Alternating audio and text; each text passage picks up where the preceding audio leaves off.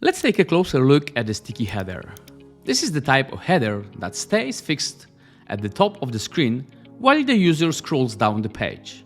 It's worth emphasizing here that unlike a fixed position, a sticky header is fully customizable. I believe this is important to remember as many of you confused fixed with sticky, which is wrong. As you can see, inside header options, I've changed the status of sticky header to enabled. And now, thanks to that, a new sticky tab has appeared in the top bar of the Bee Builder. Clicking on this activated sticky option, the system will ask if we want to duplicate our default header as a starting point for the sticky version, or if we would rather build it from scratch. I'm definitely going with the first option, duplicating the default header.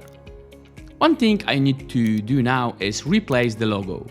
Since this sticky header is designed with mobile in mind, I will swap it out for a simplified version without too many details.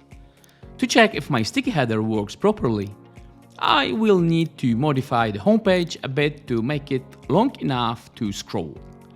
To do that, I will set the first section to full screen high, then duplicate it and change the background color.